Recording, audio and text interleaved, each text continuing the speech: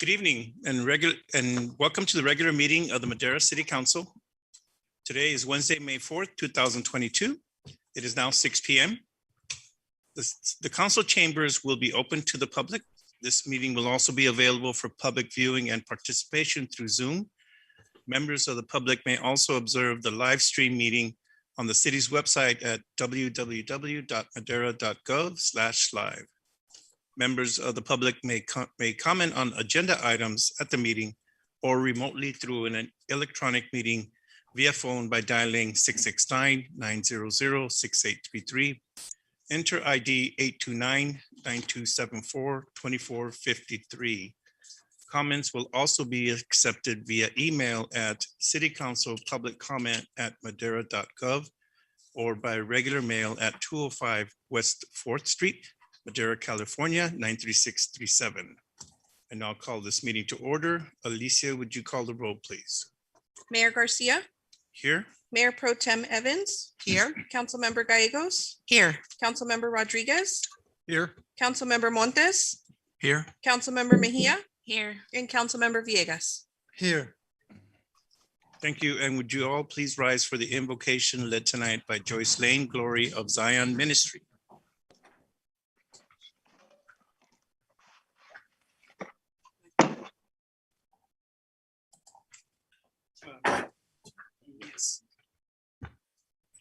Gracious Heavenly Father, thank you for this day, Father. Thank you for bringing each and every one of us here. Father, we just come to you now just asking for your blessings, for you to cover each and every one of us, to protect the city, protect the mayor, the staff. Father God, protect the fire department, protect Madera PD. Father, we love you, we thank you, and we ask that you continue to watch over each and every one of us and lead us and guide us. In the name of your Son, Christ Jesus, amen. Would you all please remain standing for the Pledge of Allegiance led by Councilmember Jose Rodriguez.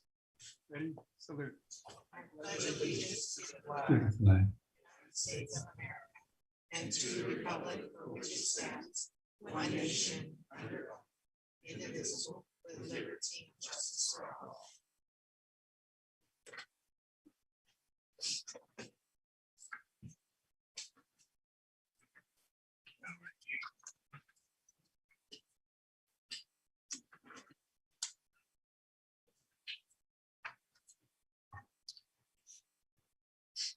We will now move on to the approval of the agenda.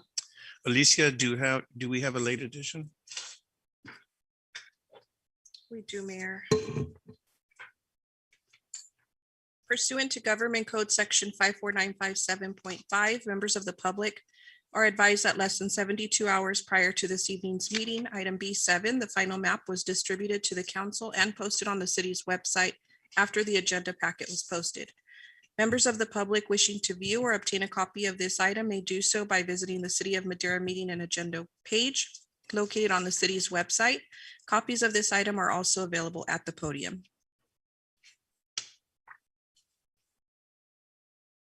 I will ask my colleagues if we have any additions or corrections to the agenda.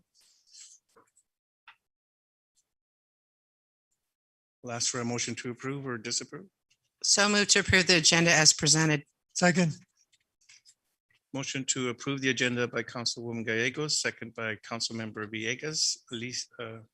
All those in favor say aye. Aye. Any opposed? Motion passes. Agenda is approved. We now move on to public comment. The first 15 minutes of the meeting are reserved for members of the public to address the council on items which are within the subject matter jurisdiction of the council. Speakers shall be limited to 3 minutes. Speakers will be asked but are not required to identify themselves and state the subject of their comments. If the subject is an item on the agenda, the mayor has the option of asking the speaker to hold the comment until that item is called. Comments on items listed as a public hearing on the agenda should be held until the hearing is opened. The council is prohibited by law from taking any action on matters discussed that are not on the agenda, and no adverse conclusion should be drawn if the council does not respond to public comment at this time. Lisa, do we have any public comment? Good afternoon. My name is Carmen Velasquez Hernandez, and I live at 2359 Judith Way here in Madera. The reason I want to talk to you is to really request help from the City Council in regards to a situation that happened here in Madera. I used to volunteer at the Restore from that by Habitat for Humanity, but I just want to make clear that I am not a representative of Habitat for Humanity. I am not a representative of my Rotary Club. I'm just coming to talk to you in regards to the volunteer hours, the volunteer opportunities that our city had and gave through the Restore.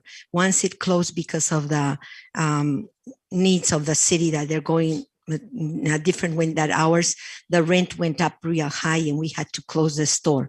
The store offered volunteer hours for people that were trying to accrue hours for in order to buy their homes through Habitat for Humanity.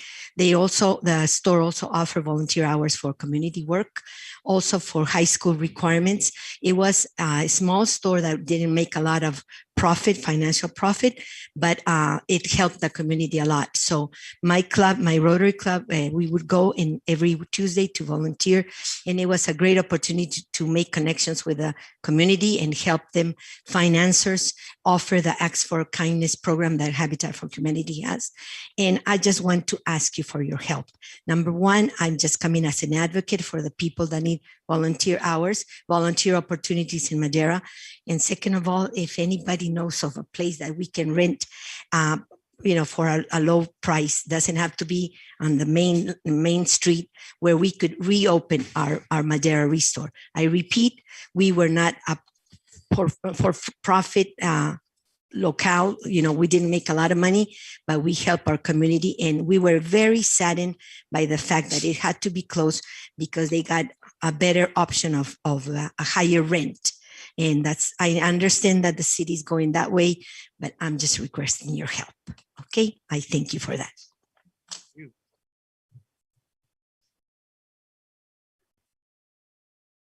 Is there any further? Okay. Hi, my name is Cynthia Ortegon. I live at 429 South K Street. And as you know, the mayor's Pride Day is coming up in June. And part of what I'm doing for my pride of the city, and that I would like to be in that parade, but is that I'm picking up garbage off the streets.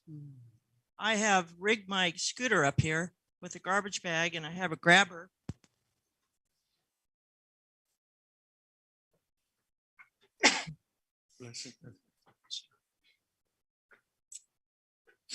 DJ, could you help her?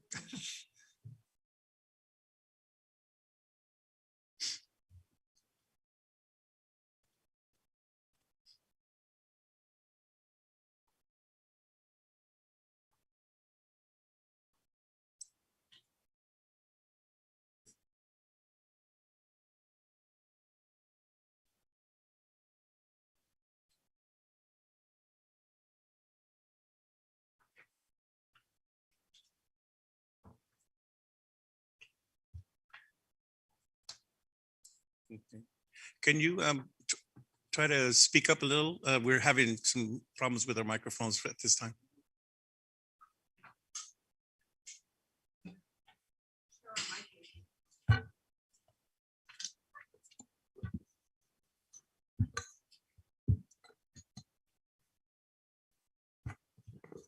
Thank you. So I've been doing this for about a month or so. The reason I'm doing it started out I live near the shopping center at Rite Aid. And as you know, it's a mess out there. The walkways are covered with filth, dog feces, garbage, ice cream that's been there for years. And I wanted to get the owner of the place to power wash it, but I can't find anyone to do that, or anyone who can talk to the owner. So I said, you know what, it bothers only me. So bothers me, why don't I just start to clean it up? So I rigged up my scooter, got my grab bar, it has magnets on it. And I go out and I pick up garbage in the shopping center there at Rite Aid. And people are very appreciated. I get a couple bucks once in a while, even though that's not why I'm doing it. Then I started going into my neighborhood and cleaning up the streets there. I am finding a huge amount of metal on the streets, screws, nuts, bolts, plastic. I just picked up a brake pad on the sidewalk over in front of the courthouse park. I picked up four nails from Yum Yum Donuts to, I guess it's G Street where the library is, just on the side of the road. I know we have street sweepers, and I don't know if our street sweepers have magnets on them, but that's one way to get the metal off the roads and help people not get punctures in their tires, and then have to, not knowing, maybe get a blowout on the freeway or a blowout in town, which I understand it makes money for the tire companies. Someone's got to pull in and get their tire fixed. That's great. But not only is there a ton of metal on this ground and plastic, the garbage is out of control.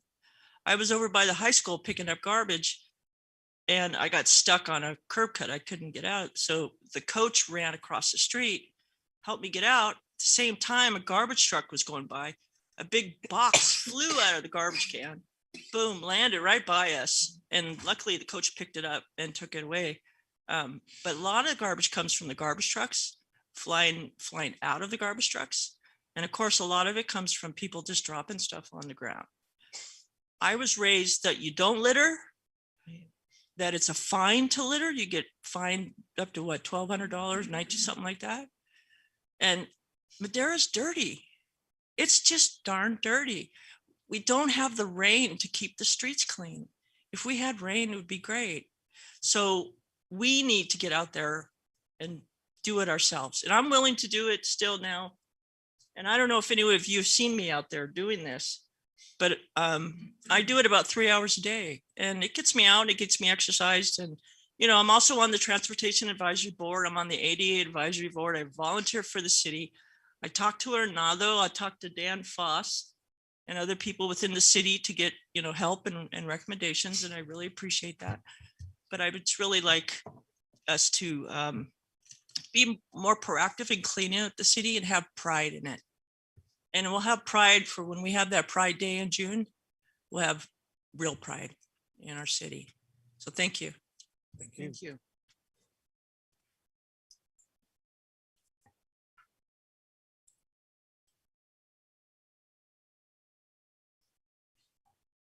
Yes, sir.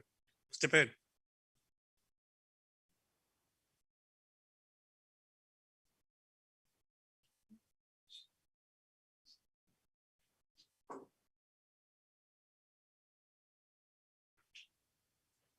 Good evening, Mayor Garcia and members of the City Council.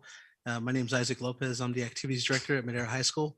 It's our pleasure to be here tonight with you guys. There's a consent item going forward for one of our programs. I've had two gentlemen here that are part of our student leadership team that have worked hard for months now behind the scenes to put things together. So they're going to say a couple things about our program. We'd love to invite you to come and join us next week.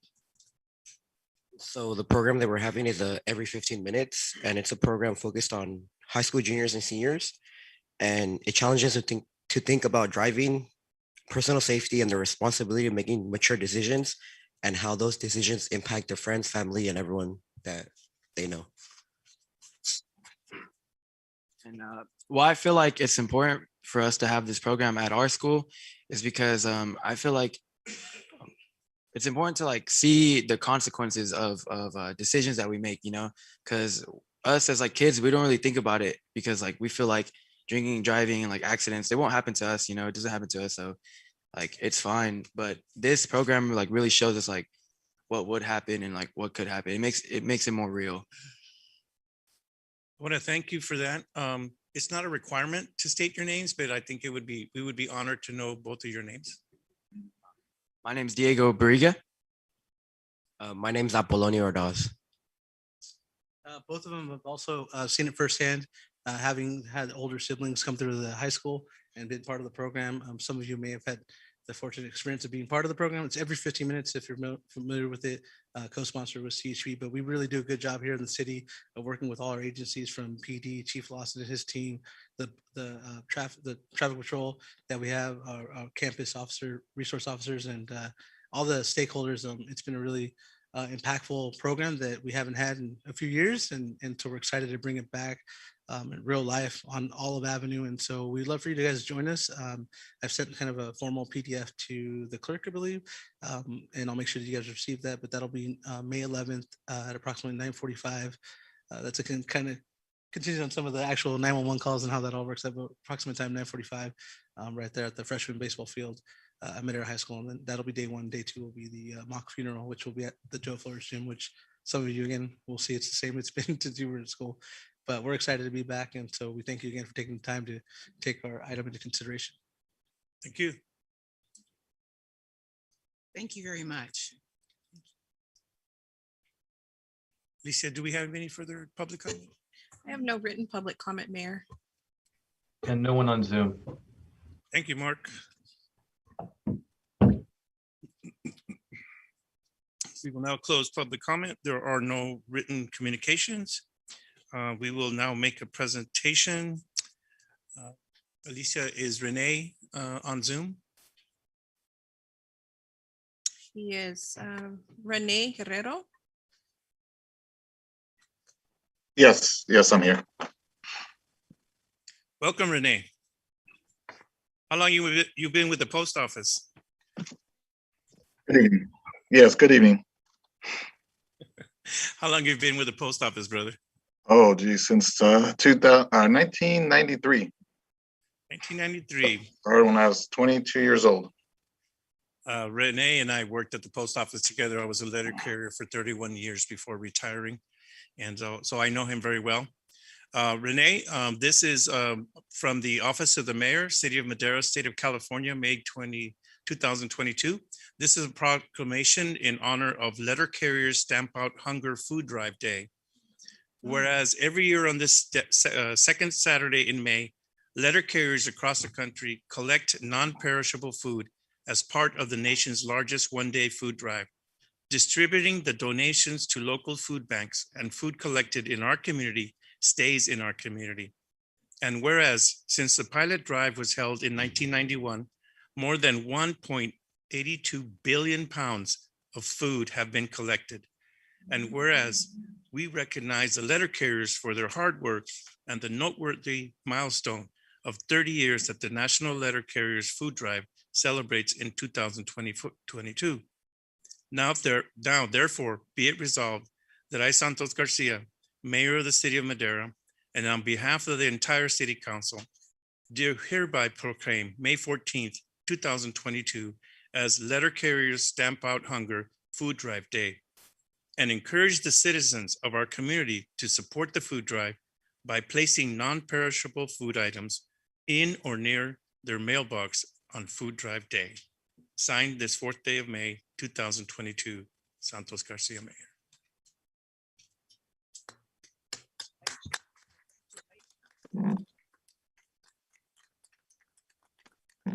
Hey, you have a moment to shine, brother. Go ahead. Oh, I'm sorry. You're cutting out. Well, thank you, Mayor Santos Garcia. It's a pleasure and an honor to represent our branch. And like you said, this is our first one since COVID 2020. So hopefully we can get that going again to be successful like we did in the past. And I believe next Tuesday we'll be meeting again at the Madera Post Office. Is that correct? Mm-hmm. And I just want to thank the City Council and for you guys to honor us. Thank you. Thank you, and continued success, and hopefully we'll get a lot of food. And we remind everybody that every pound of food that's collected in our community stays in those very communities. So thank you very much, Renee. Yes, thank you. All righty.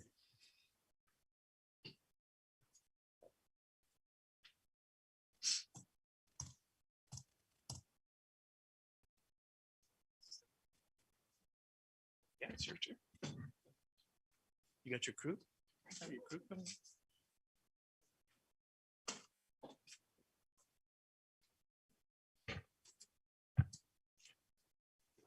What's up, guys?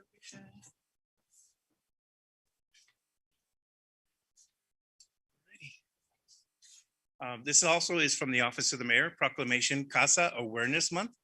Whereas May marks the beginning of National Foster Care Month, and CASA, court-appointed special advocates of Fresno and Madera counties, looks to raise awareness to its overall mission to recruit, train, support volunteer advocates who mentor foster youth in Madera. And whereas CASA focuses on the overarching goal of their advocates to build lasting relationships with abused and neglected children in the child welfare and juvenile court systems. This bond with the foster youth therefore increases educational success and employability, while in turn decreasing homelessness and incarceration. Whereas the CASA organization thanks the volunteers who have donated over 20,000 hours of their time in the last year, while inspiring the public to join them on being the voice that matters for foster youth in Fresno and Madera counties. Now, therefore, it be resolved that I, Santos Garcia, Mayor of the City of Madera, and on behalf of the entire City Council, do hereby proclaim the month of May 2022 as CASA Awareness Month. Thank you so very much, Mayor Garcia and City Council members. We are proud to represent CASA of Madera counties. And, you know, it's not without the help of community volunteers such as you who volunteer 10 to 15 hours a month who make a difference in one life of a foster child. We have seen so many lives changed from children who come into the foster care systems, not of their own fault. They're significantly abused, at risk, neglected. They come in with a 0.3 GPA because no one put an emphasis on education. And because an advocate says, you know what, I have time. I have 10 to 15 hours a month, not a week, to make a difference. And we have seen the GPA go up.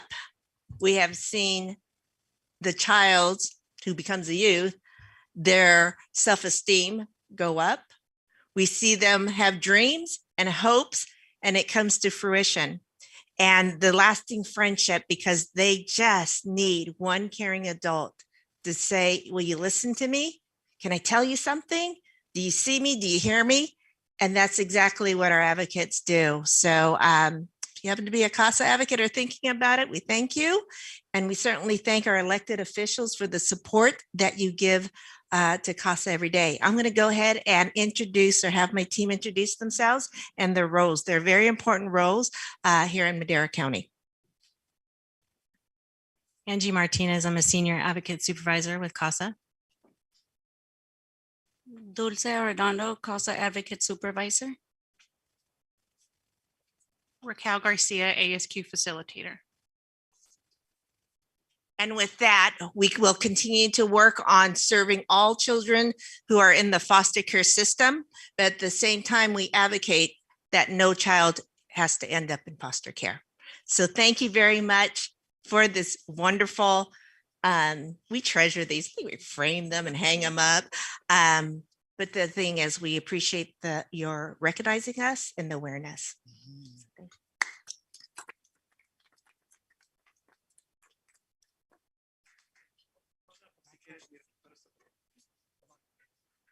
We also have goodie bags. Maybe shorts.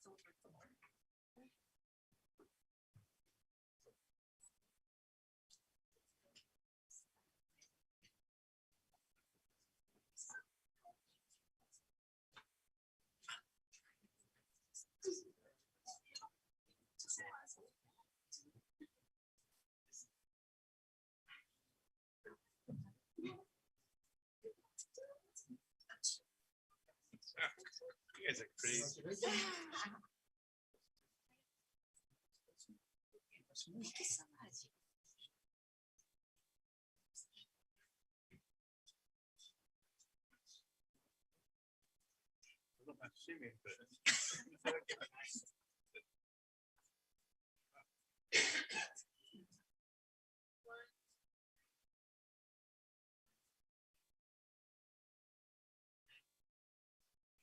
Thank you so very much. Keep up the good work.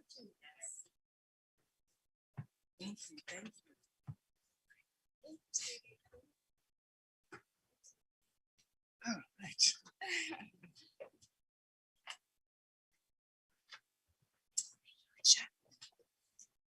Thank you so much for the gifts.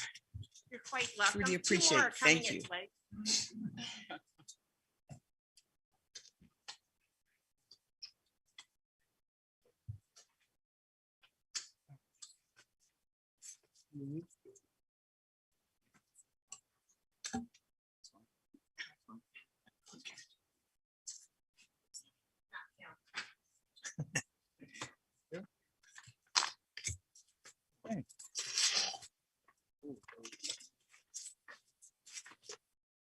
Are no introductions further. There are no workshops. We will now move on to item B, consent calendar. Matters listed under the consent calendar are considered routine and will be enacted by motion and one vote. There will be no separate discussion of these items. If discussion is desired, a member of the public or a member of the council may request an item be removed from the consent calendar and it will be considered separately.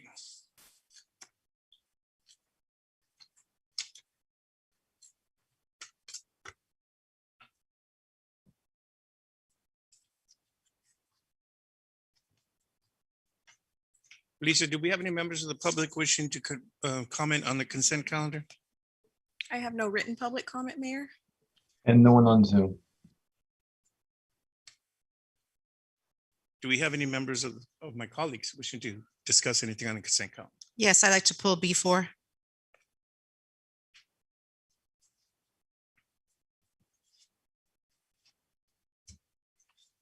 With that, I motion to approve the consent calendar as presented, excluding B4. Second that second motion. it. Motion by Councilwoman Gallegos to pull item B4 and approve the rest of them. Second by Councilmember Montes.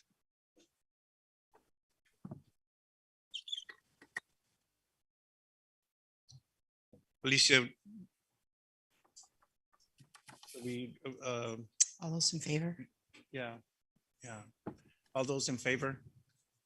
Say aye. Aye. Aye. Opposed, motion passes. Councilwoman Gallegos. Yes, before, I just had a question. I don't know if Shannon can answer it. There's a part that I don't feel that needs to be part of the new bylaws for ADA. That would be Section 2, duties and responsibilities, B, 3 and 4. 3 and 4 states that the ADA Commission I thank them for their time and commitment to this commission. But as electeds here and council members, we put people on those commissions to represent us. If our commissioners in all the other commissions, and we have a total of 12, aren't there to represent us and get us the information we need on each commission, that's up to us to rely on our commissioners. This 3 and 4 gives the ADA Commission the ability to remove them from that commission. And that person should be removed by that elected who put them in that position. So Shannon, do they have to redraw these bylaws and come back to us, or can we approve them with the exclusion of B3 and 4? You can approve them minus B3 and B4. Okay. Do my colleagues have any questions about what I'm stating? Councilmember Montes. Yeah, I do have a question. So my understanding is the council member's discretion to appoint and remove. So this would allow somebody besides the council member to do so, Shannon? Okay. And do any other boards of commission have that same provision? I'm not sure about in the city of Madera. I don't recall any. Arnaldo, are you aware of any? Some cities have them, but it's usually very rare for them to be able to remove themselves. Off the top of my head, I don't recall any. Okay, we don't have to do a huge. And not to I my don't. I knowledge, mean, I yeah. look at the boards and commissions that we have, and I don't recall that on there either. So, for consistency, and it is our responsibility as council members to make sure that the people that we appoint are fulfilling their obligations. So, I would be in favor of approving with the edits that Councilwoman Gallegos has stated. So, excluding what was that, section 3 and 4? B, section 3 and 4, yes. B, section 3 and 4. Is that a motion, Council? I would move to do that. Yeah. Is that appropriate at this time to do, or we would have to agendize that? No, you can actually do it On the now. agenda. The only thing is you will need to do public comment before you actually take a vote on the matter. Okay. So there's a motion by Councilwoman Gallegos and second by Mr. Montes. I had the motion. It was reversed then? Nobody's seconding yet because we have to Oh. open it to public comment. Mayor, I have no written public comment. Is there anyone in the chambers that would like to make public comment on this since we just brought it up? Seeing none? Do we have a second to the motion? I'll second that.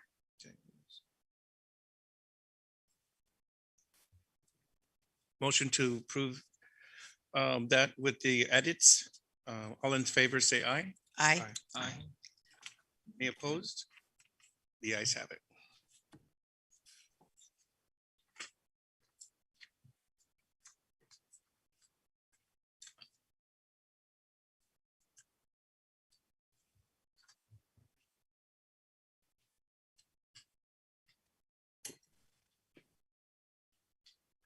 We will now move on to item C, public hearings. Item C1 is an appeal of the Planning Commission approval of Almond World Cold Storage Warehouse Site Plan Review SPR 2021-41 and adoption of a mitigated negative declaration ENV 2021-61.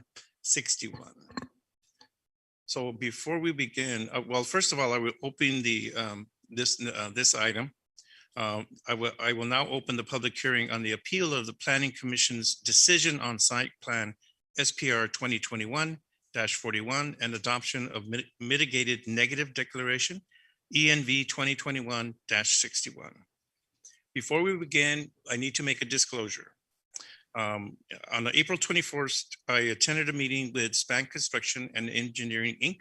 at their office in Madera to hear approaches regarding alternative power sources. Steve Sagapuspi from Almond World was also in attendance and asked for my assistance to arrange for a meeting with Senator Caballero from Sacramento for a general discussion regarding CEQA abuse legislation. I arranged for the meeting, and George Goddard and Julia Pena from Span Construction and I met with Senator Caballero on April the 30th. During the meeting, they discussed legislation to curb CEQA abuses as well as alternative power generation approaches and provided a letter to the senator. The conversation was high level and no specifics regarding the Almond World were discussed. I received a copy of the letter and post-meeting emails from Mr. Goddard of Span Construction summarizing our two meetings, which has been provided to the city clerk and is now available for review. I have not relied on these items in any way to form an opinion on this matter or to otherwise affect my decision in any way. I view the foregoing as assisting constituents with potential state legislation. That's the end of my declaration. Do any other council members here have a disclosure? Nope. Initial comments as to the hearing process or have the city attorney, I will do this myself. The following process will be used. First of all, we will have a staff presentation. We will have an applicant's presentation, which are allowed for 15 minutes. We will allow an appellant's presentation for another 15 minutes. City Clerk Alicia, please note that staff reports and other written materials included in the agenda packet are hereby received and filed as part of the record. Alicia, have any other written documents such as letters in opposition or in support been submitted? Yes, Mayor, we received an item this afternoon. It was a packet about 199 pages long, and a copy has been printed and it's at the podium. If anyone wishes to obtain a copy. Thank you very much. They have been noted and put into the record. I want to underscore that the comments and questions, if any, are to be made to the city council itself. There will be no examination or cross-examination in this proceeding. At this time, I ask that staff make its presentation. If council members wish to ask any questions, they can do so after the staff presentation or wait until after the public comments are concluded. Good evening, Mayor. Good evening, council members. Senior Planner Robert Smith. The project before you is an appeal of the Planning Commission approval of a site plan review for the Oldham World Cold Storage Project. Excuse me, Project- Robert. Yes. Excuse me, Robert. I believe you're sharing the wrong screen. I apologize for interrupting. And you're sharing your two screens instead of the single screen. Thanks. Let me try that again. Yeah, sorry for throwing you off. That's okay. Is that correct? Is that coming up okay? We are good, Robert. Thank you. Great, thank you. The project site is located north of Aviation Boulevard, west of the Highway 99 within the specific plan area number 1. The existing site is former agricultural land, disked for vegetation management. The application site is the first phase of a 2-phase project, each for approximately 250 square feet of warehouse space each on a 15-acre parcel. Project is consistent with the general plan land use designation of industrial and is consistent with the zoning map again as industrial. The project includes a 250 square foot warehouse at a height of 34 feet, and it meets the municipal code parking and loading requirements. Landscaping is proposed around the perimeter and in the parking areas to provide both screening and shading for the project. The site plan in the context with its surroundings and the site plan shows the large landscape area at the front or west side of the site with parking and the building beyond. Truck access and loading are located on the southern portion of the building, and access around the building is provided to meet fire requirements.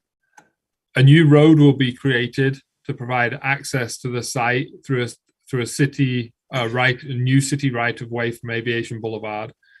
And the site architecture is, as you would expect, of an industrial building with color metal panels, the main office at the front providing differentiation of the front elevation and architectural interest.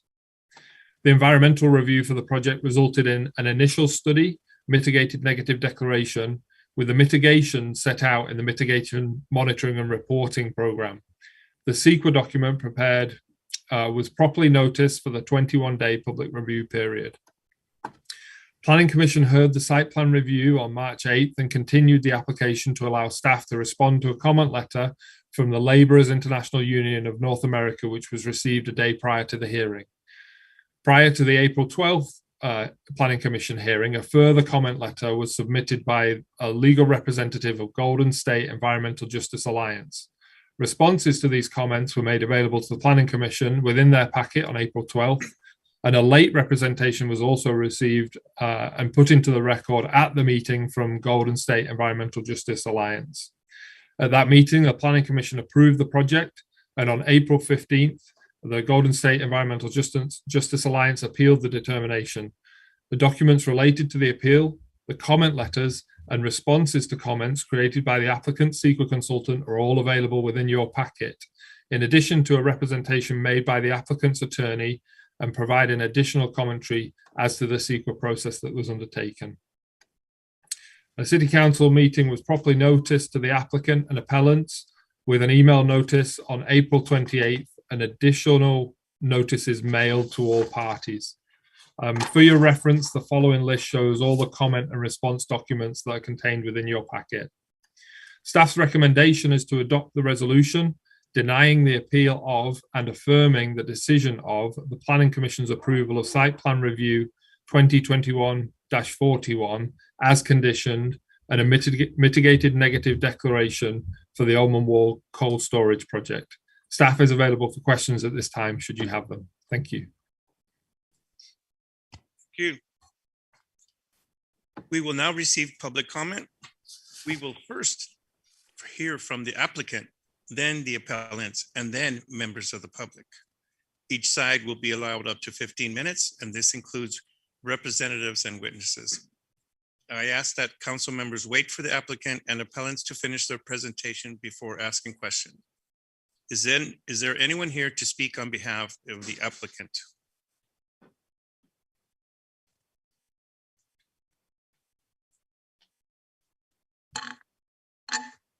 Thank you, Council. Mayor Garcia, appreciate it. I'm Adam Hayner. I'm the owner of the property. Just first, thank you for taking the time. Really appreciate it. And I'll start just by saying we've appreciated everything that the staff has done as well to support us in this project. They've done an excellent job, and we really appreciate all of the help that they've given us. So we're pleased to be here. I'm not going to reflect on what staff has already recommended. Again, they've done an excellent job. So I think what I'll do is just speak a little bit about what we're delivering and what we're going to do, and the importance of it, and then I'll let my city or my legal counsel speak a little bit as well. So again, this is a cold storage project. So it's storage, not distribution, it's storage. And the purpose of this is to support, the biggest element of the economy here, which is agriculture. So we are creating a storage project to support the ag industry, and it supports the ag industry by creating and enhancing sustainability within that industry. So the ways that it does that is, first, it minimizes crop loss post-harvest, and that's a really important thing. Additionally, it minimizes the amount you need to treat the crops post-harvest, again, really enhancing sustainability. And then finally, it maximizes flexibility in the supply chain, and that's something we all know we need more of these days. So that's what we're going to deliver here, and we think that's a really important part of supporting the ag industry. But more so than that, we're also delivering a first-class building here, and it's going to be one that's really focused on sustainability in the building itself. So I just want to just summarize a little bit of that as well, so that you guys kind of understand what we're doing here. So first and foremost, we are delivering a project with a local contractor, Span Construction, and we feel very fortunate to have them partnering with us and helping us to build this project. And we consider that to be sustainable because they're local, they're local, they bring in local employment, and it's going to be local construction. In addition to that, there's no major soil excavation on the site. We're using construction that maximizes prefabrication and panelized manufacturing wherever possible. This really reduces the construction time to under 12 months. So we're going to be building this very quickly. Span, where possible, has subcontracted elements of the project, primarily the structural steel and insulated wall paneling, to be manufactured, again, locally in California, reducing freight costs, again, really trying to push for sustainability. The wall paneling system that we're using on this has a technology called quad core technology. This is considered sustainable materials that are going into the project.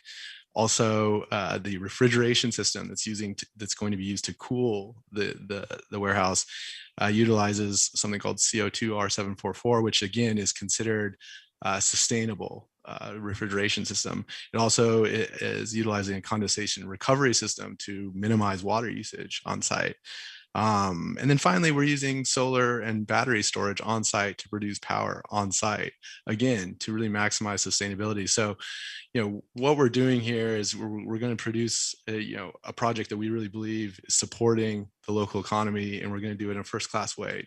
We're going to build something that is, again, really sustainable, and that's what I want to try to get across tonight to you guys. And so I'll just defer now to my legal counsel, and they just want to say, I think, a couple more words.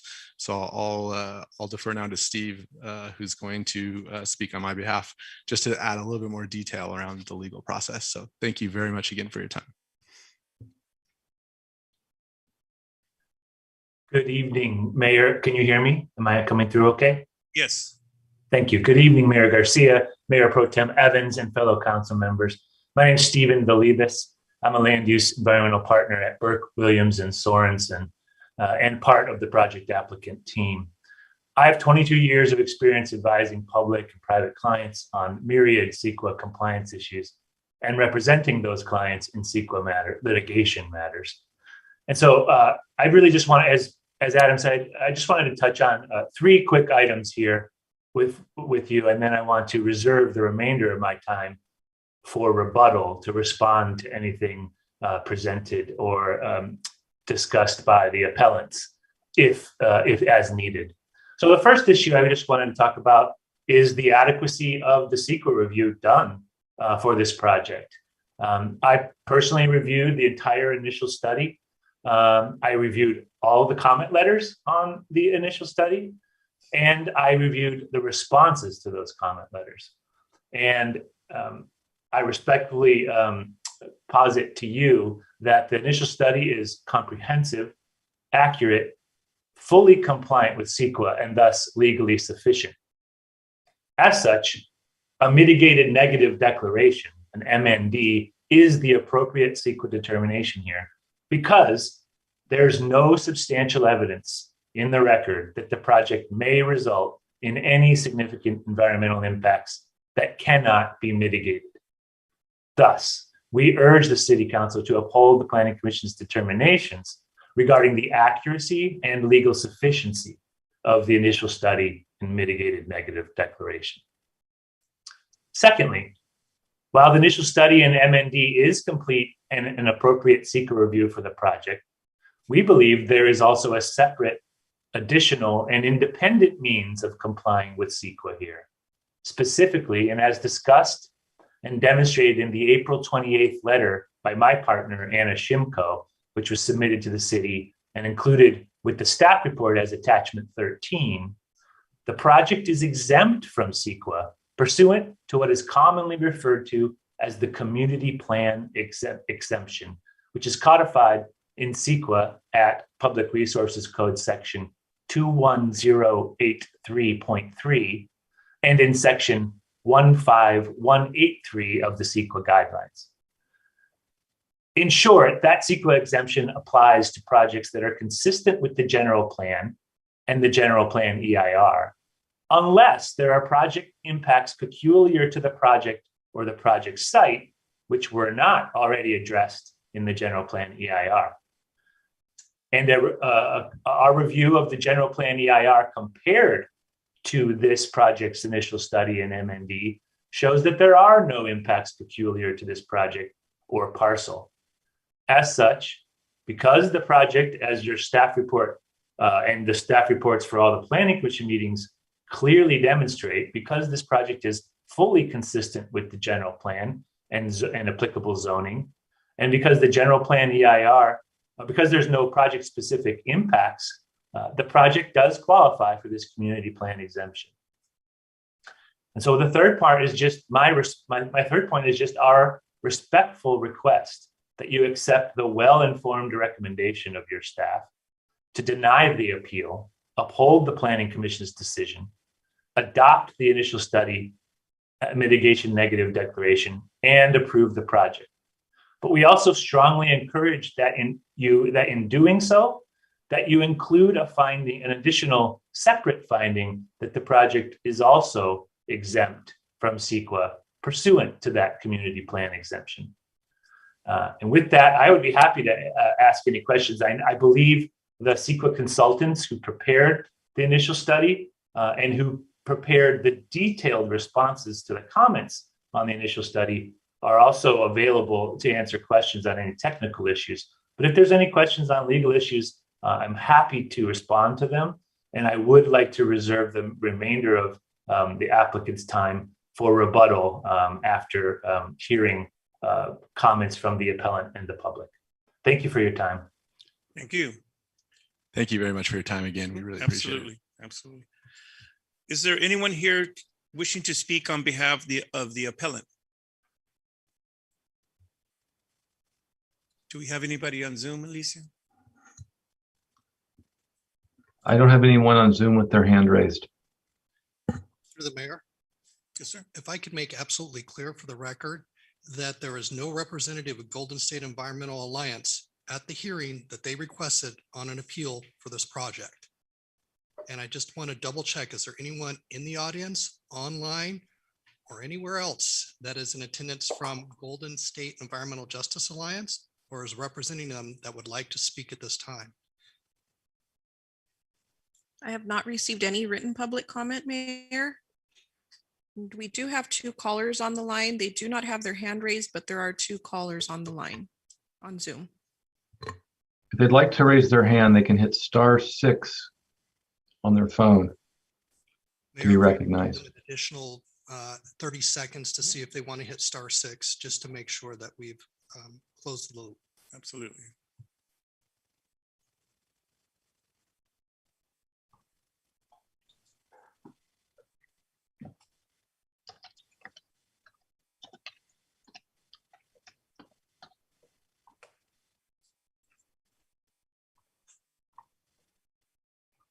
Mayor, it's been approximately 30 seconds. City Clerk, do we have any indication online or on telephone of anybody that wants to speak on behalf of the appellant? We do not.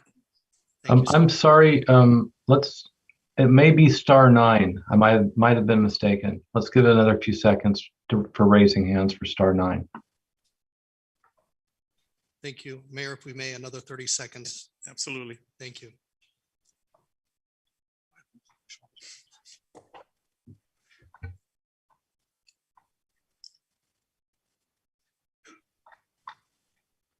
Mark, could you repeat the instruction just in case?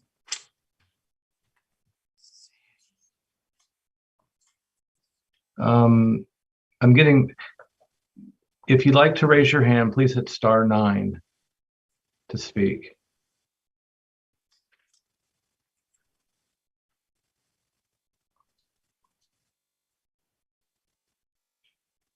Mr. Mayor, if I could do a final call, Absolutely. last call for any appellants, anybody speaking on behalf of Golden State Environmental Justice Alliance for the appeal which they have filed for this public hearing before the City Council.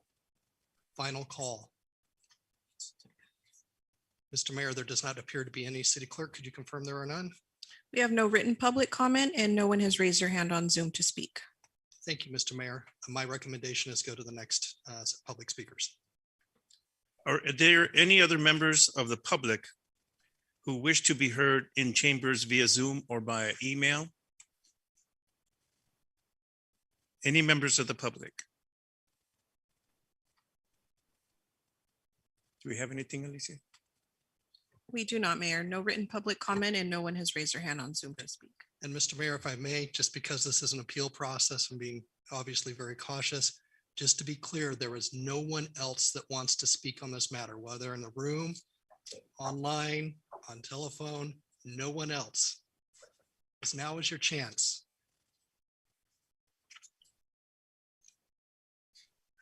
Mr. Mayor, I don't see any. Madam Clerk, are there any online?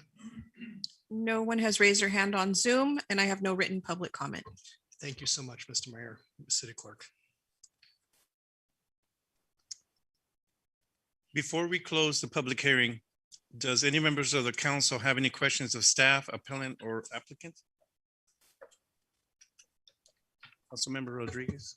Thank you, Mayor Garcia. The question is for legal counsel, and I'm sorry if I don't pronounce the name correctly. This is Stephen Velibus. Did I pronounce that correctly? Yes, Councilor Rodriguez, Stephen, Velivas. You're very close, Velivas. So, you know, the item that you mentioned with respects to the general plan EIR, you talked about some provisions that exempt from CEQA. If I may, was there anything, you mentioned the word peculiar, was there anything that was peculiar with the appellant's regards to this appeal? Anything that that came across as peculiar that may have that could potentially be a conflict at some point with the city of Madera? So I would defer questions about conflicts with the city, but if to your own city attorney, but if I'm hearing your question correctly, you're asking me about my opinion as to the merit of the appellant's own arguments. And I think my response to that is the CEQA consultants who prepared the initial study from Precision Civil Engineering, I believe, they prepared detailed responses to every single one of the appellant's points. Those are included in your staff report. I reviewed those and I thought that those were excellent responses. And what they did is that they pointed out that the appellant's claims are all misguided based on incorrect facts and they don't provide any substantial evidence that this project is going to result in a significant adverse impact that can't be mitigated. That's the legal standard before you tonight. You can, and in fact, have to go forward with no further environmental review and adopt the initial study in MND if there's no evidence of an impact that's going to, that can't be mitigated and that's going to result from this project. And there is no such evidence. And so that's why I recommended strongly that you and respectfully requested that you adopt this initial study and MND and approve the project. I'm happy to answer a follow-up question. I hope I answered the gist of your concern. You did. And I guess my follow-up question and final question would be, if it meets the general plan ZIR, then, through this process, the CEQA then would be an added bonus. And why would we continue with CEQA if it meets that general plan ZIR? Perhaps it wasn't considered as a possible CEQA compliance option early on. And perhaps just to demonstrate to the citizenry and your decision-making body itself, that we thoroughly reviewed and analyzed the project's impacts. All I'm saying is that we have an appellant who has appealed this project. And so as an alternative and belt and suspenders approach, it would help to defend this. If you were to approve the project, it would help to defend the approval if the council also made findings with respect to the project qualifying for that community plan exemption. Thank you, Stephen. Appreciate your response. Thanks again. You're welcome. Member Montes. I guess I have a little bit of follow-up to that. So from what I heard from Mr. Smith's presentation is that everything was in compliance with our general plan and our zoning requirements for the municipal code, correct? And then with those findings, that means that the CEQA analysis would be adequate. Correct? Is that correct? And that's a question for staff. May I? Yeah. Thank you.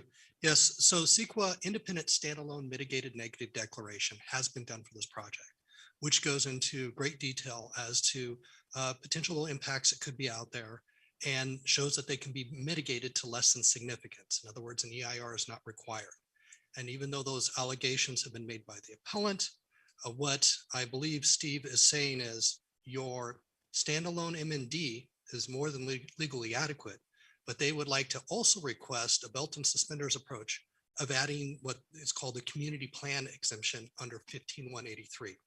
And if the council is inclined to do that this evening, I have language we can read into the record and we can add that to your resolution. It is not currently in your resolution, but it can be easily added if you're inclined to do so. That's my question. Thank Okay. you. Thank you very much. Mr. Rodriguez or Mr.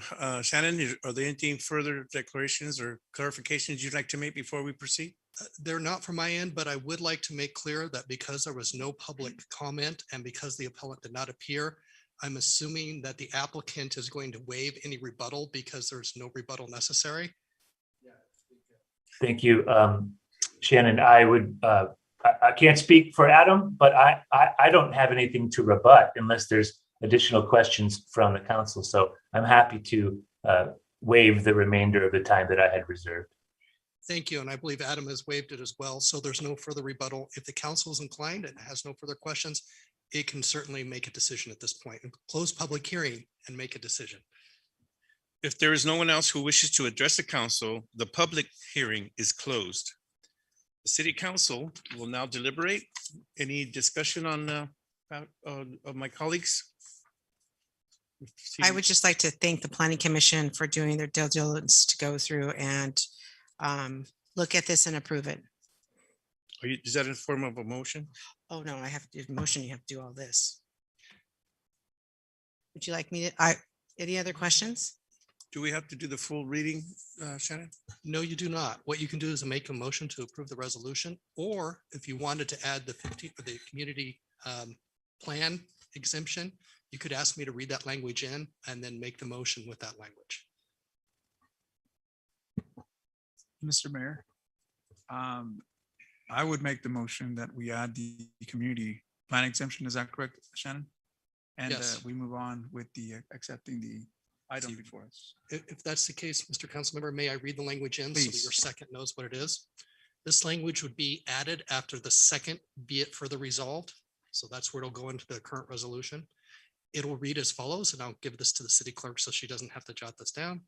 Be it further resolved that the City of Madera City Council further finds and determines that the project is exempt from CEQA pursuant to CEQA section 21083.3 and CEQA guidelines section 15183 This exemption is separate and independent from and additional to the project being analyzed and covered in the initial study, mitigated negative declaration prepared for the project. The following findings support this determination.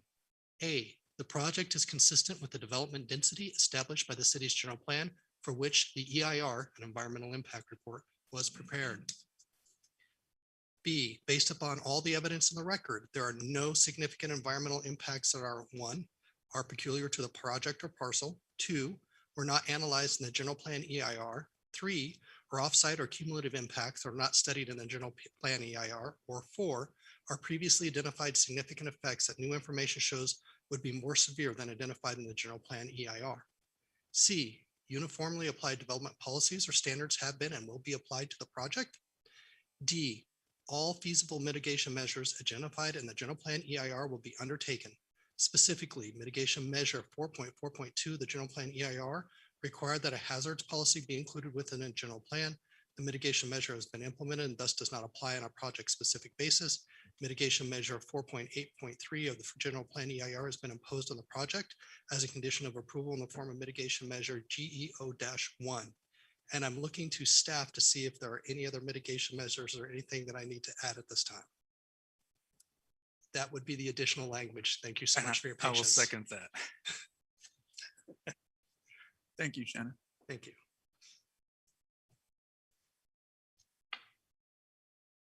Motion to approve item C1 by Councilmember Rodriguez, seconded by Councilmember Montes. All those in favor, say aye. Aye. Aye. Are there any opposed? The ayes have it. And just to be clear for the record, the vote was 7-0. That's correct. Yes. Thank you very much, Mr. Mayor. Thank you. We will now move on to item D, petitions, bids, resolutions, ordinances, and agreements. Give them a second to clear the room.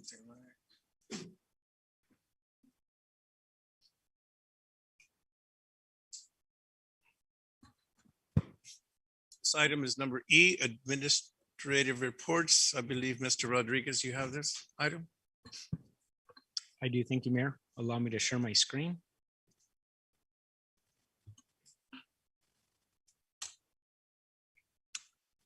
The item before council this evening is the establishment of a tax sharing agreement ad hoc committee that's comprised of 2 council members. A little bit of background. The city and the county currently enjoy the benefit of having a tax sharing agreement. That tax sharing agreement was approved in 2017. The initial timeframe for that agreement was 3 years with 2 one-year extensions. Both of those agreements or both of those 2 one-year extensions have been exercised by both the county and the city. The current sunset is June the 5th of this year, so next month, about a month from today. Should the city and the county not have the benefit of a tax sharing agreement, it's not that the city cannot annex land. Rather, what happens is we have to have project by project agreement. So every annexation that comes before the council will have to have an agreement. With that being said, though,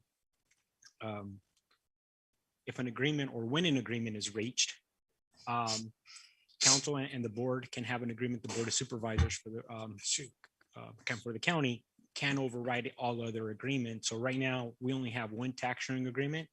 There are communities that have multiple tax sharing agreements depending on the area. So hypothetically, simply as an example, we could have an existing agreement for everything that's within the city limits today. And we can have a second agreement that differentiates future annexations, or for example, Parkwood or Parksdale, which are already developed. So that's just one example. Some cities do operate like that. But again, the benefit of having 1 is we only have to administer 1. So obviously it makes it a lot easier. Some of the existing items contained in the existing tax sharing agreement are how property tax is not necessarily generated, but how it's split.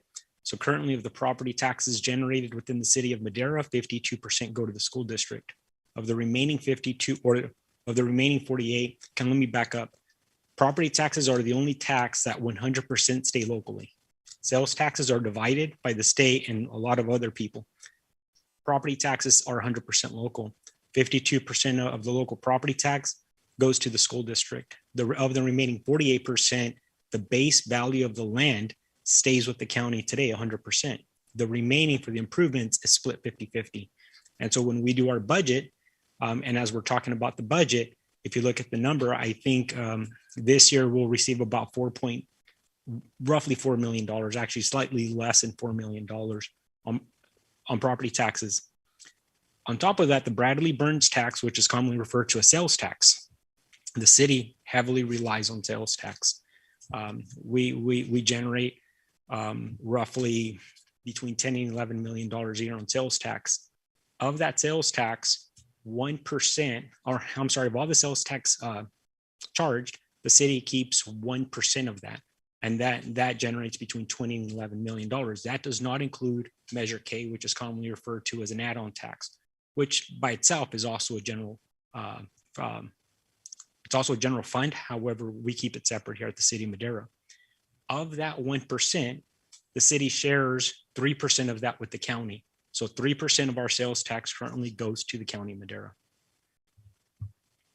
And we currently pay the county for the library $50,000 a year. And then we have a separate agreement for animal services. Animal services a little bit more. It's about slightly more than 3 times that amount. And then also under the existing agreement, the city currently provides law enforcement services to Parkwood, which is roughly 550 homes, approximately 2,200 residents. And currently the TSA, the tax sharing agreement, also contains language for recovery of booking fees at the jail. And then also there's a lot of language within the existing one in terms of how properties annexed into the city, and also, and not simply into the city, but also the city's sphere of influence with which properties can be annexed. So those are simply some of the existing parameters. However, any tax sharing agreement can contain a lot more language or a lot less language. And it's really, that's the purpose for the tax sharing agreement ad hoc committee, is to sit down directly with come with 2 board members and county staff to see if we can come to an agreement to a new one. And then also what parameters or what items should be contained with that. And really there's no limitation.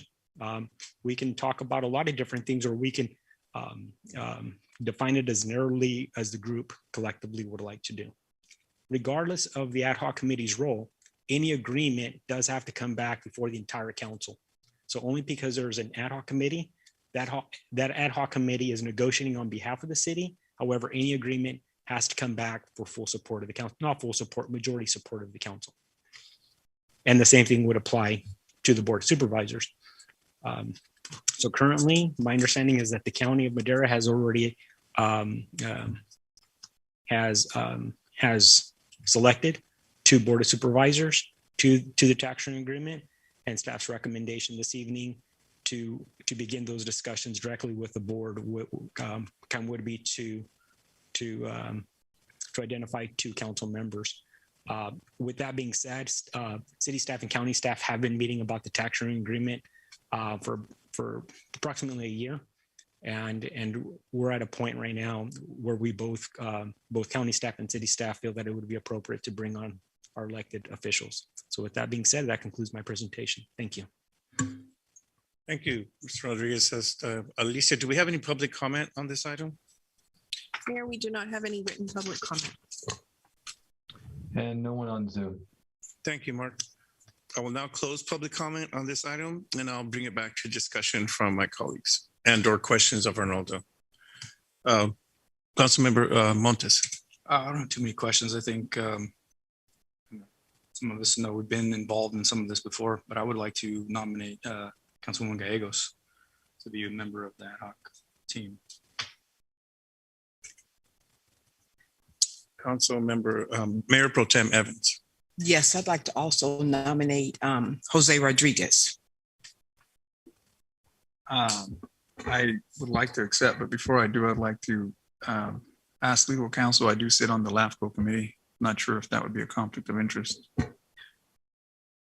No, Mayor Medillin sat on both. Okay, then I in the past. I think it's appropriate for the attorney to answer that question. Just in If you case. could do that, please, let the attorney. You know, I honestly don't know. I've seen it done before, though.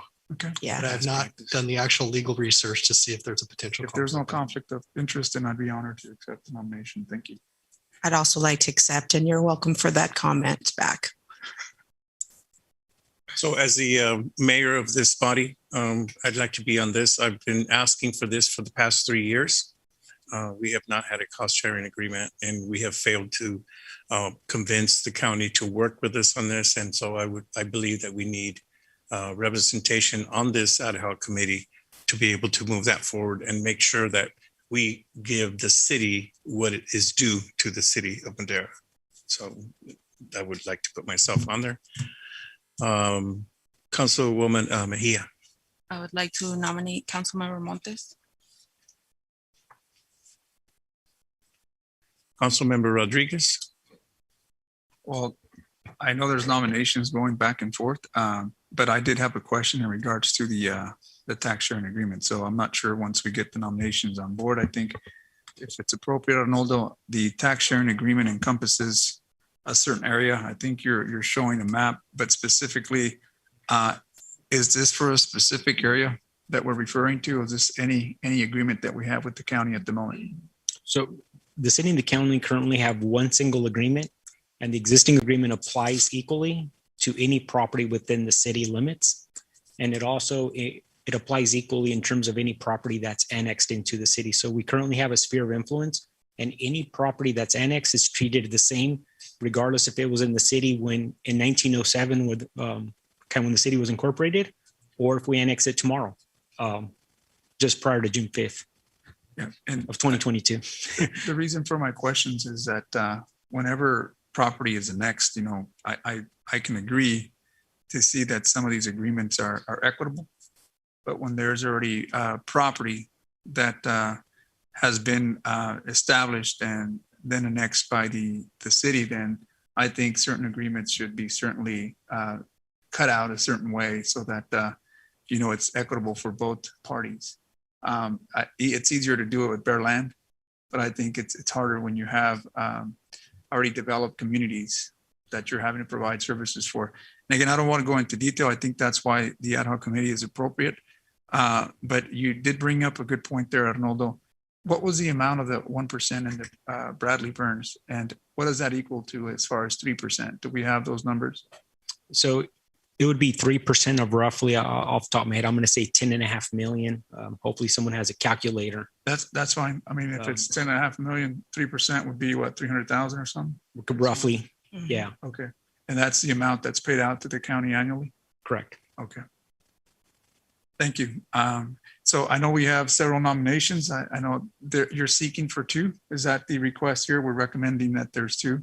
I would recommend 2. And the only reason for that is at the board of supervisors, there are 5 board members, and they can only appoint 2 without violating the Brown Act. Historically, as I understand, the city has historically appointed 2 as well.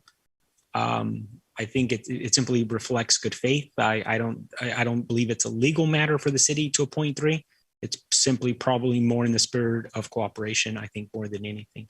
But that would be my recommendation. Again, simply knowing that the county can only appoint 2.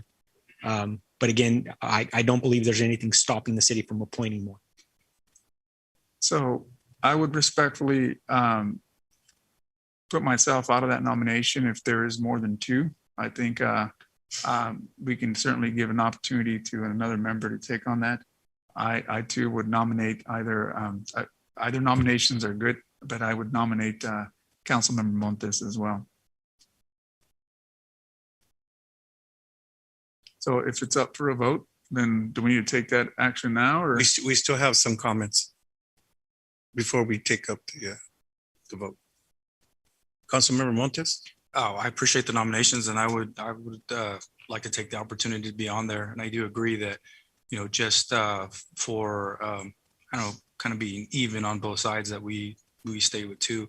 And so if we want to make the vote or have a vote, I would accept the nomination with Councilwoman Gallegos on there. So I would like a motion for that, that the ad hoc be set at 2, and Councilmember Gallegos and myself be on.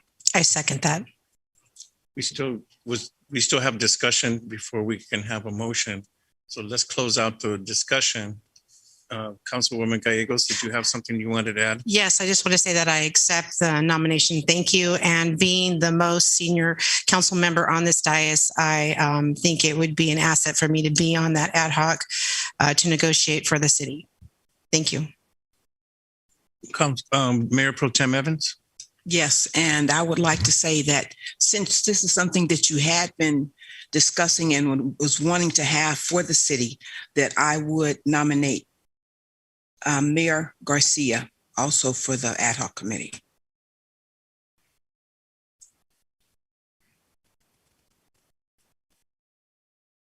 So you have a motion in a second? Yeah, just wanted to see whether or not I want to continue drawing this out or if I just wanted to close it out. So let's go ahead and close this out. We have a motion and a second Mr. Rodriguez. Yes, Mr. Mayor. I know there's a lot of passion in this council here with respects to the tax sharing agreement. Arnoldo, historically, there's been 2 people on the county, and that's because they have a 5-member board. We have a 7-member board. Would it be possible to add that 3rd person? Tonight, I'd like to make the recommendation that we stick with the 2, but I would ask you to take that back to the Board of Supervisors and see if we can have an additional member. Absolutely. I think the recommendation today is 2, but if we can have that additional 3rd person there advocating for the city, I mean, I think the more that you see at that table advocating for that tax sharing agreement, I think we all want the same thing here at the city. I think we're all fighting for it. I think it's fair that we can. We have a 7-member board. I don't see why we can't. But if traditionally that's the way to go, then my recommendation stays the same. I just asked it if it's possible to add 1 member, and let's go that route.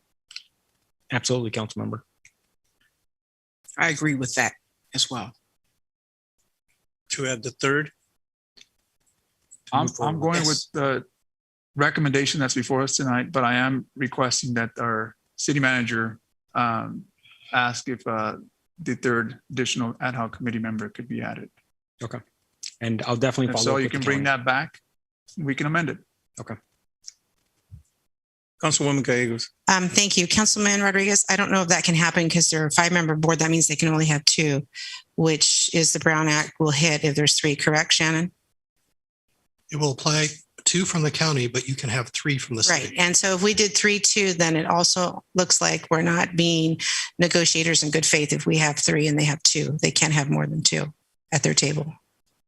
Yeah, that's on their end. But I think, again, we're advocating for a tax sharing agreement that benefits the city, just like they're advocating for what Right. benefits the county. And I just think about it with MCTC. Again, the city only has 2 and they have 3, and we're advocating for a 3rd from the city. It's very difficult.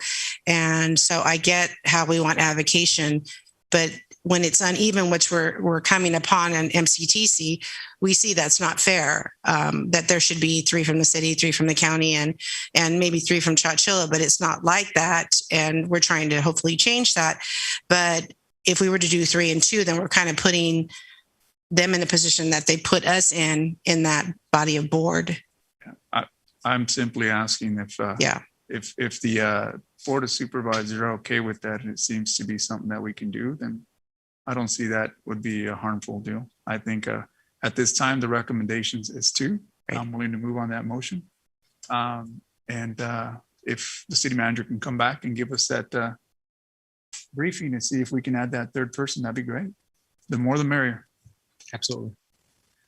So I'm going to respectfully disagree, Arnoldo. I rarely do this, but I definitely will disagree with that, the premise that we're going to be discriminating against or we're going to be bullying the county. We have to look out for the city of Madera. That's our first responsibility. A lot of the board members on the Board of Supervisors were ex-city officials, and they obviously advocated for the city at the time. We have definite, as you mentioned, passion for this issue. This issue has been dragging on for years. We've actually extended. We have not gotten anywhere with this agreement on the cost sharing. And it's time for us to move ahead, because as you showed the numbers, we're on the short end of this. We're losing money. because we've not been able to negotiate a fair agreement between ourselves and them. It's not to place blame on anybody, and it's not to point the finger at the county, but I believe that it's necessary for us to move forward and provide strong leadership as a city council to do that. So I understand that there's a number of city council members that want to be on here, and it's going to be a vote for that. I think we should move forward with 3 members of the ad hoc committee, because it's legal. Since we have a 7-member board, we can have 3 people on that ad hoc committee. As a matter of fact, there will be times that people who are employed will not be able to attend meetings because they're employed. And if we have another person on it, then we'll make sure that we can have meetings on a regular basis and get this done. The longer we wait this out, the longer that we proceed this way, every day that we're not reaching a negotiation settlement, we're losing money for the city of Madera. And so I would ask for us to reconsider this recommendation on your part and make it a 3-member ad hoc committee, because you seek direction from the council. Correct. So I would like us to reconsider that and make it a 3-member. You have a motion and a second on the I floor. understand, but we're discussing. We're going back and forth on discussion. So I wanted to make that recommendation.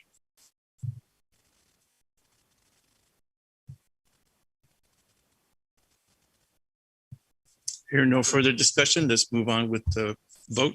Ms. Montes, oh yes, So, you were. I hear what you're saying, but I think we should still move forward with what we have. This is an ad hoc. Everybody's going to be able to advocate for what they want. At the end of the day, it is a council decision. So the council is going to be able to advocate for what they want. It isn't going to be just because somebody's on the ad hoc, it's what they say. And I hear what you're saying. We want to expedite this. We want to make sure we move forward as quickly as possible. We'll do everything that I can do to make sure I'm available for whenever the meetings are going to take place. We'll direct staff to do the same thing. So I don't think that's going to be a problem at all. So again, I'll move forward with my original motion.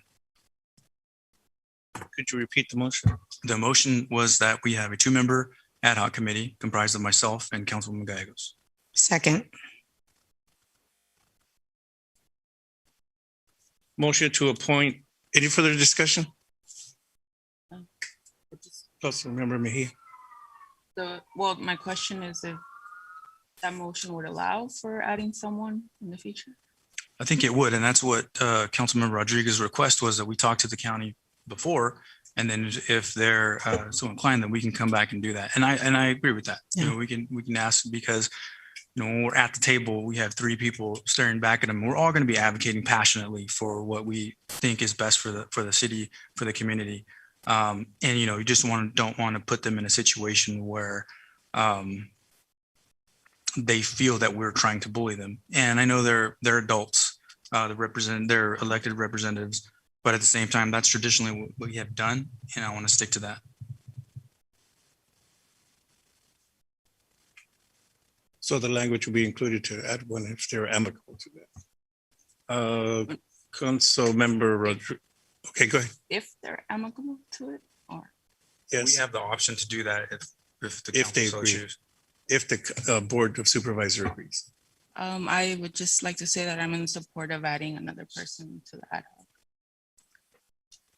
I agree with that as well. So, okay, so we're going to take a vote and then you can say that at the end of this vote, because right now it's 2 people. Mr. Mayor. Yes, Mr. Rodriguez next. So if we can go and take care of this motion now, Shannon, would it be appropriate then to have another motion to give direction to our city manager to see if we can advocate for another ad hoc committee member? Yes. This way we can get something done. We're not going to stall on it.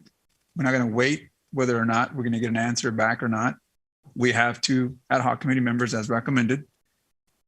After this motion, I will make another motion that we direct our city manager to request that 3rd participant. If so, then we can come back, amend that, and then that's it, right?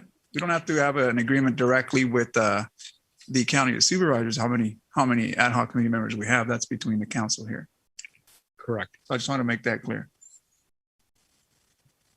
Okay. So there's a motion. A second. No, but I just need some clarification. And I got Mayor Pro Tem Evans also wanted to address this. So in answer to Council Member Mejia's question, is that at this point, if we move forward with the motion as it is, we're limited to two, and we're going to ask the Board of Supervisors if they would like for us to add a third, yes or no. Now, I don't understand what you're saying any different from that. Are you saying something different? If so, just say what that Because the difference is. recommendation before us is 2-member. And traditionally that's past practice. So I would rather move with that today. Okay. And Gotcha. if we have a nod and we're okay to move forward, then we'll add that third one. We can add the third one regardless, but I think we should be courteous and give them the opportunity to at least give us feedback. And if that's okay, then we'll move forward. But at any moment, we can come back and amend that. Mayor Pro Tem Evans? Okay, I just feel that if we're going to take it and say we're going to do two now, and we're opening up to a possible third person, then instead of taking it to them, coming back and forth, why not just settle it now and say, let's go with the 3 for the ad hoc committee and let it stand and move forward there? Then we would have to go for a vote. So Yeah, we're so going to ma- have to call for a vote. Camerica, would it be appropriate to take a 5-minute break so I can brainstorm with legal counsel if that's appropriate on this item? Yes, go ahead. Okay, thank you. Anybody else wants to take a 5-minute break, you can do that too. So we can stop.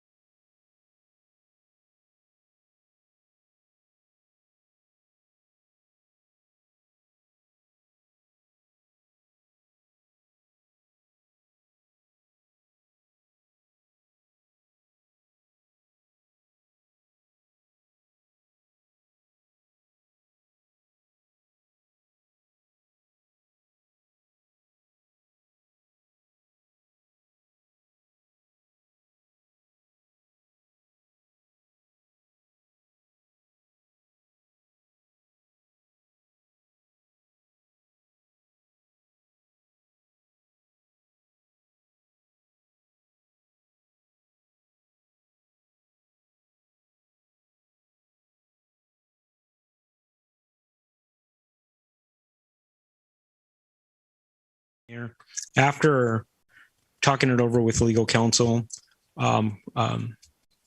and based on kind of the passion that we're hearing from the council this evening, obviously it's a very important matter to both the council and staff as well as the county.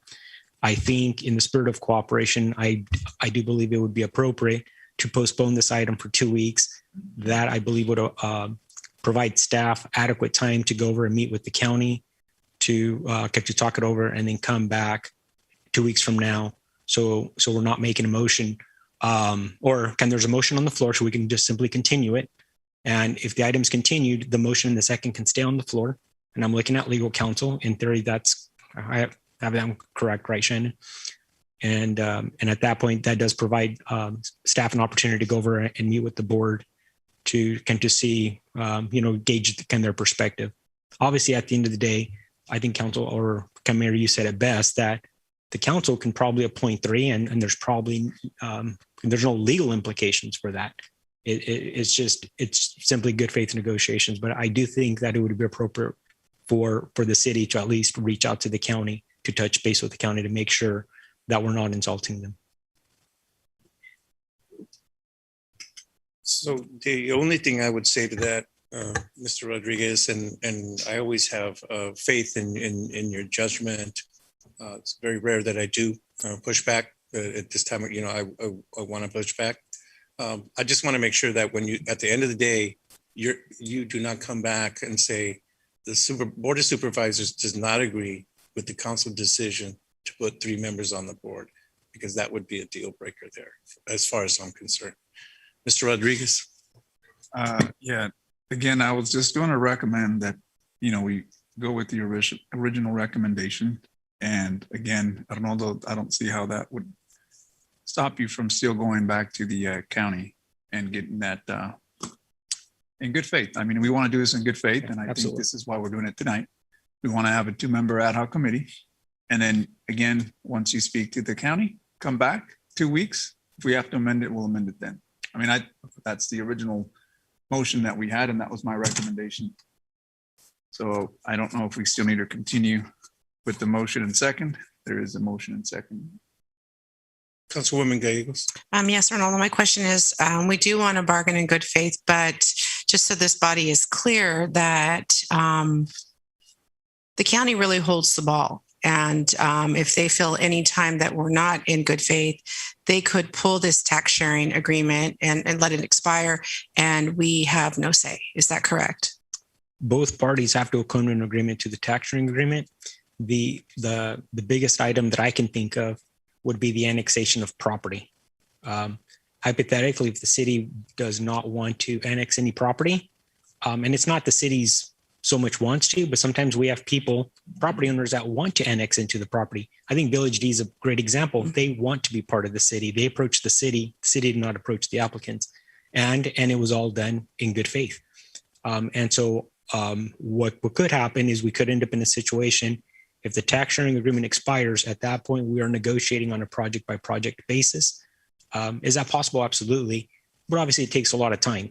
And anytime you have a negotiation, sometimes you could have what people may perceive to be winners and losers. And I think in a situation like this, I think at the end of the day, we all want to be winners. And I think the city wants to walk away from the situation thinking, you know what, that's a fair deal. And I think the county wants the same.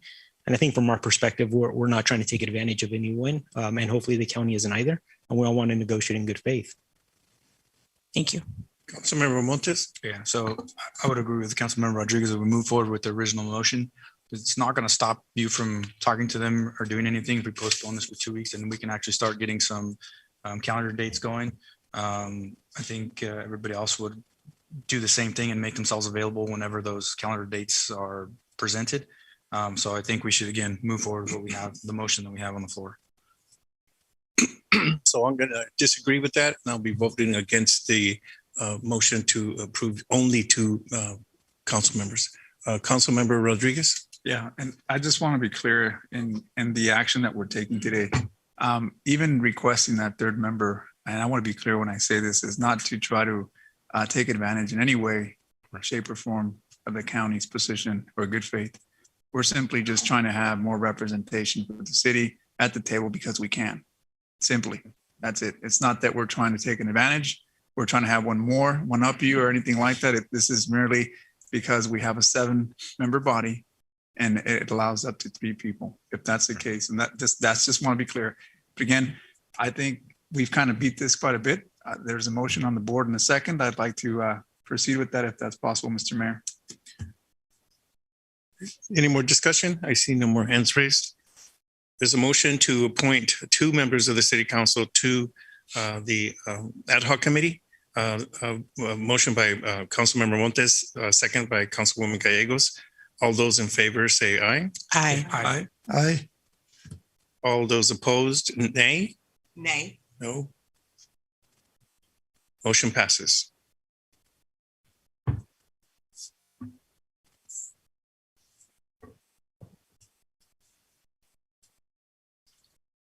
So do we need, Mr. Mayor, to make another motion to give city manager direction, or is that direction clear? Do we have thumbs up or?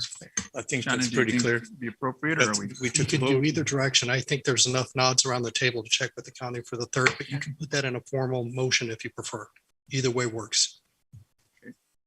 I'll do the motion also that And I'll second it. Arnoldo ask the county in good faith if the additional third person would be acceptable. Motion to Director, city manager. Yeah. Yeah. Okay. Motion to have our city manager approach the County Board of Supervisors for permission to appoint a 3rd city council member to the ad hoc committee. And that was made by Mr. Rodriguez and second by Mayor Pro Tem Evans. All those in favor say yes or aye. Aye. Aye. Aye. Any opposed? The ayes have it. You have direction, Mr. Rodriguez. Through the mayor, just for my record. So this last vote was 7-0. Is that correct? And the prior vote was 5-2. Was that correct? Thank you so much. Alrighty. We will now move on to item F, council member reports and announcements, future agenda items. Councilwoman Gallegos. Thank you, Mayor. I would just want to put a prayer and out to one of our officers that had a incident. We're praying and hoping for his speedy recovery, that we're out there knowing that he has anything he needs from us to give us a call. The second thing is I'd like to congratulate Lieutenant Public Works Director Foss for raising over $50,000 this last weekend for the Olive event. And what a turnout it was there that night. And everybody was just elated to hear all the good things that your team is doing. So thank you for that. That's it, Mayor. Okay. Councilmember Rodriguez. Nothing to report at this time, Mr. Mayor. Thank you. Councilmember Rabontes. I also want to send our prayers out to our officer that was injured. Wishing that officer a speedy recovery and full recovery. And I did enjoy myself at the Olive fundraiser. Thank you for Officer Foss for being the founder of that organization. He's doing a lot of good work. And the story that he told about he wasn't mean to anybody, but sometimes he didn't care, kind of resonated with some of the work that I'm doing right now, working with homeless people. You're not mean to people, but sometimes just being nicer, doing a little bit more goes a long way. Asking them if you can house them or do something, people don't ask them that usually. And it was just, it's pretty moving, the message that he had and the person that he had speaking as well. So, thank him for all the work that he's doing and everybody that's involved with that organization they're doing. Also attended the Raza event. So I do want to see that plaque that got presented to the city. We forgot to bring it out, Alicia. No, you didn't forget to bring it out. I forgot to bring it out. Yeah, we have it here. You should see that plaque. It was graciously dedicated to us. And it was a pretty cool event, kind of learning the history of, it was before I was born, but it was still pretty cool. Just have to throw that in there. Yeah, you did. But that's it for me. Mayor Pro Tem Evans. Yes, I want to say thank you for today, Arnoldo and Councilmember Villegas and I went up to North Fork to the Fire Station 11 and for the celebration there and for the groundbreaking ceremony. Thank you, Chief Watson. I see your eyes. Thank you for having us there. And thank you for the celebration. It was awesome. The weather was beautiful. The ride was nice going up. Thank you, Arnaldo, for driving. So the Mono Indians and also for Cal Fires. It was great. Also, another thing, I'm now volunteering back again at the hospital, and Madera Community Hospital is offering for the COVID testing. They do it from 8 to 10 every morning. And also, if you need a vaccine, you make an appointment, and you can also go to the Madera Community Hospital and get your vaccine as well. So those are two things. And please put it on your calendar, June the 17th, which is a Friday. We will be celebrating Juneteenth Day. Juneteenth actually lands on Father's Day. So to avoid any fathers not being able to attend, we would have the celebration on the 17th. And that is a memorable event for us. I would like to ask council if any of you would be willing to come and participate, maybe sing, do a little dance or whatever, or just kind of walk around, but just representation of the city and just letting everyone know that we are a united front. And even though we may have words back and forth up here, we love each other. This is a city event. We represent Madera love, and this is all I want to do is just show that. So I invite everyone out, and I invite the council and whomever to please participate. Chief, I will be contacting you. There you go. Chief Watson, you as well. So that's it for me. Thank you. I pass the baton. Thank you very much, Councilmember Mejia. I'm very happy to be back, and thank you to everyone who checked in on me as I was recovering from COVID. During this month, we had the pleasure of city working with the Madera County Public Health Department to give PPE to family child care providers that were very much in need. So that was great collaboration between the city of Madera and the County Public Health Department.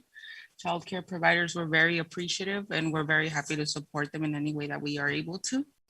And I'd like to give a special shout out and thanks to the City of Madera Fire Department for being at the Dia de los Niños event on Saturday. The children were very happy and everybody had a good time. Thank you. Councilmember Villegas. Yes, I just want to say I send my prayers to Officer Salceda that got hurt. I met with him once early in the beginning. When I came in to City Council. Also, thank you to Arnaldo today for driving us over there to the breaking ground and Station 11. And also, I remind people that tomorrow is Cinco de Mayo. So it's a Mexican-American celebration. And more than that, if you know the history of why they happen, I recommend it to you to find out why they happen. And also, Mother's Day coming, so I would say Happy Mother's Day to all the City Council women and all the city mothers and all the world mothers. Thank you. Thank you very much. All right. In closing, I had the honor of, we were asked by the Madera Unified School District to acknowledge Coach Schabach on her 700 win as a softball coach. It's a great achievement. And they asked me to go out and throw the first pitch. It was a strike right down as it bounced across the plate. It was a perfect strike. And that's exactly what I intended to do. And I got it done that day. I got a softball signed by the team, the coach, and it was a really good day. It was a really good event, acknowledging 700 wins for a coach. That's amazing. That's a really good record. And with that, I'd like to close this out. Shannon, would you take us to closed session, please? Thank you, Mr. Mayor. There are 3 items for closed session. Item G1, conference with legal counsel, anticipated litigation, initiation of litigation pursuant to Government Code Section 54956.94, one case. Item G2, conference with legal counsel, anticipated litigation, significant exposure to litigation pursuant to Section 54956.9D2, one case, Madera Police Officers Association. And item G3, conference with labor negotiator pursuant to Section 54957.6, agency designated representatives Arnaldo Rodriguez, Wendy Silva, and Anthony Forcier.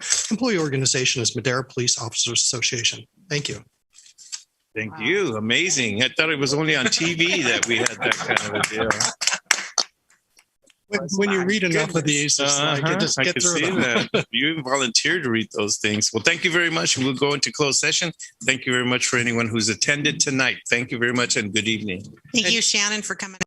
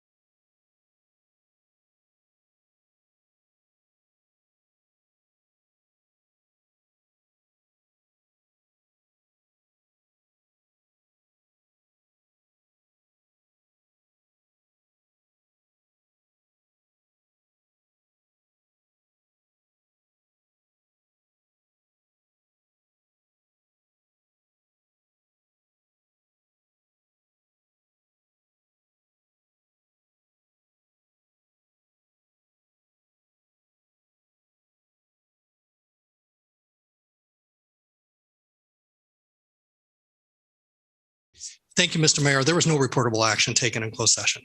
Thank you very much. Oh, I forgot to do this. Where am I at? We will adjourn this meeting at 8:41. And Alicia, when's our next meeting? By the time I get there. May 18th, Mayor. May 18th. And our next meeting is May 18th. Thank you very much and good night.